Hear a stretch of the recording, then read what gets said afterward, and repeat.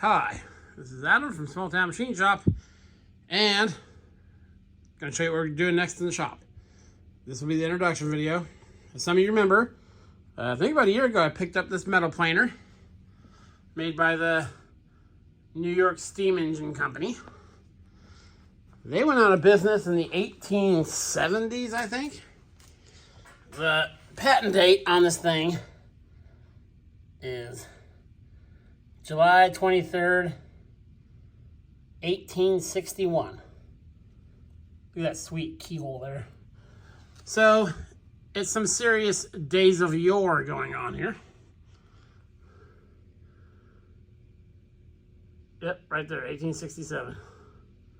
So very cool piece.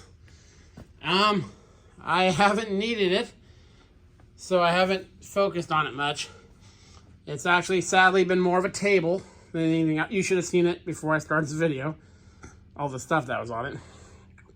But it is time. All the parts are here, except for the power downfeed bevel gear. So we'll see about maybe making one or finding one. One that will work. Not finding an original part. Because I'm pretty sure this company's parts department went away some time ago. So, but I have all that other stuff. Here's parts of it. That's most of the clapper box and the random bolts. Here's the back part of the clapper box where you adjust the angle and do the vertical movement. I've got the rods over in a different part of the shop to keep them safe. So as you see, most of the paint is stripped off it. I just gotta go do some back. That door is missing. Of course, when you strip paint on old stuff like this, you know, it's probably leaded. So either test it or I just, whenever I clean up old machines, I just assume it's lead-based paint. So take the appropriate steps. So, and this isn't sitting directly on the ways. I have really thick brass shim stock on contact points. I have all the gears. There's not a single broken tooth on this machine. So, look at that beautiful molding and stuff on that. Just look at the flow of the machine. Just a beautiful machine. So it's mostly stripped. I'm going to take this part off because I need to clean that. This is what the cross beam goes on that raises and lowers. And then, originally, of course, this would have been line shaft. They modified this plate to it. And that might be where I put the motor. See, it's got the one-way pulley, then the neutral with a loose pulley, and the return feed. So the belt just goes boop, boop, boop, boop, back and forth. This is probably going to be driven with a VFD as a strange combination of new and old. That's the best way for me to run it, probably, is actually mount the motor up here, change this very interesting choice of tensioning rod, because it would have to tension up, and make a wide flat belt pulley. So that's what we will do.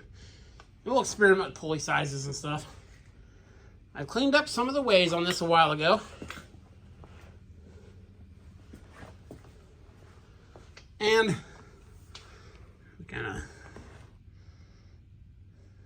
they got some long, longitudinal scratches, as you would expect, but they're very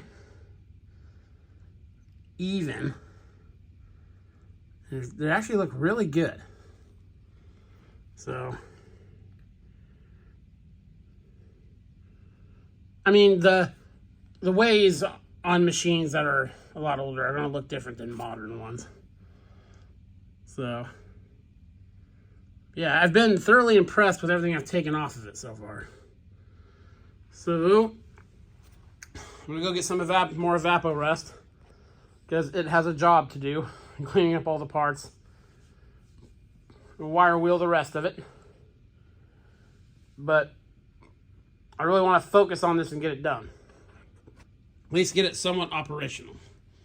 Because it really don't take that much to do it. because everything was stuck, but kind of moved when I got it. So a couple days of solid work.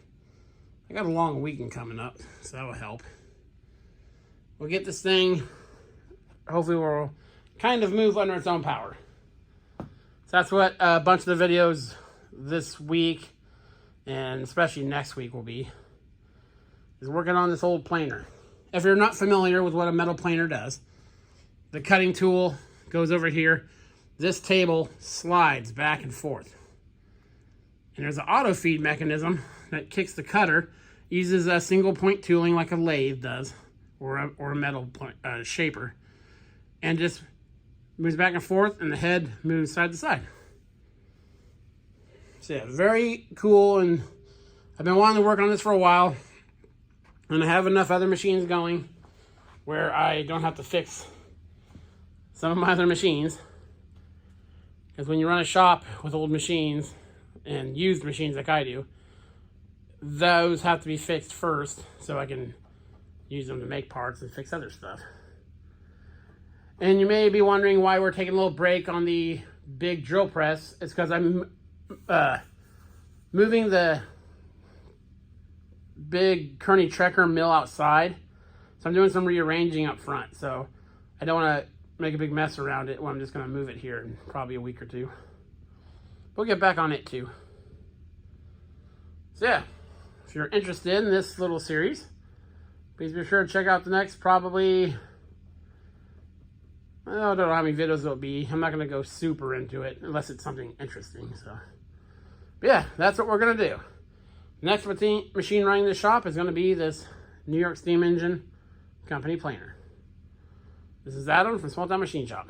Please comment, like, and subscribe, and thanks for watching.